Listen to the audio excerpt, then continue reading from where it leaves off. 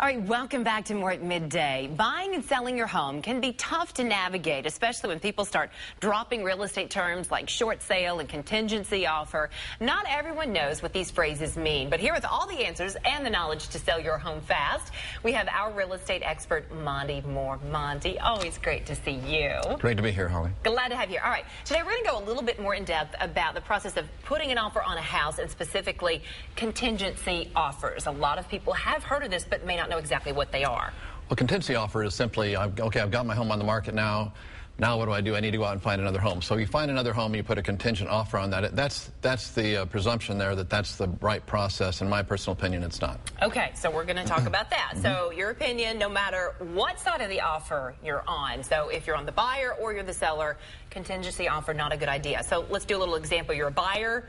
Maybe you find a house that you want to put an offer on, but you want to make that offer contingent on you selling your current home. So explain why you say this is a bad idea. Well, as a buyer who has a home to sell, you're really not a real buyer as far as the seller is concerned. You're a wannabe buyer.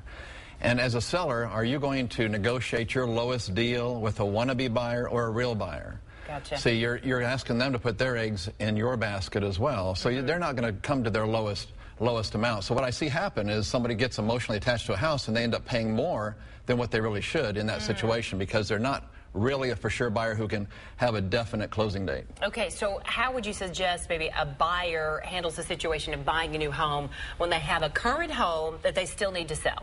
Well, what I recommend, and this is what I tell my folks, is look, what we're going to do is we're going to get your home on the market, start marketing it like crazy, and then we're going to start getting the feedback. And once we start seeing that we're in the top three, so we want to always be at least a bridesmaid. If we're not the bridesmaid, we're not going to be the bride. So we want to make sure we're ranking at the top of the showing. So once that starts happening, then we want to go out and start viewing homes. And what I try to share with people is, look, we're going to go out and date, but we're not going to fall in love with anything. We're going to understand what's available in the marketplace, but we're not going to get our heart involved. So what we want to do is try to find 3 or 4 homes that we like and we can imagine ourselves living in. Okay, now let's talk about the other side. Little flip here.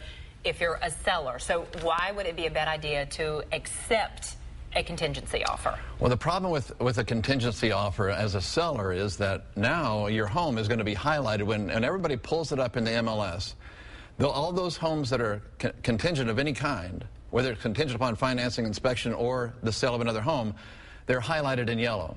Now, we have too many homes to pick from already, so what are we doing? We're looking for reasons to narrow that margin down. So every home that's highlighted in yellow, we're going to discount those right away. We're not going to consider the fact that it's contingent upon the sale of another home, which would more or less mean it's still available. Gotcha. Now, as a seller, if you receive a contingency offer, maybe from a prospective buyer, how do you handle that offer? My recommendation is simply we'll share with them, look, we really appreciate your interest in the property right now, but want you to go back and focus on selling your home, and then we'll try to negotiate the best deal we can.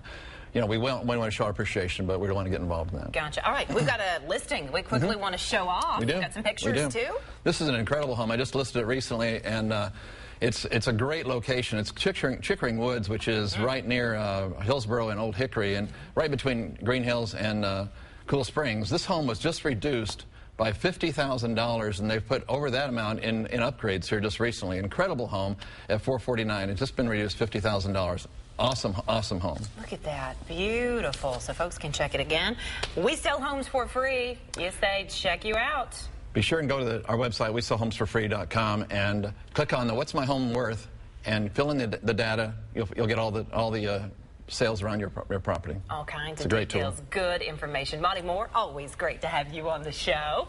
If you need help buying or selling your home, you can give the Mohr Group a call. The number's right there, 615-850-4330. Or check out their website, WeSellHomesForFree.com. Or for a link, just go to the More at Midday section of WSMV.com.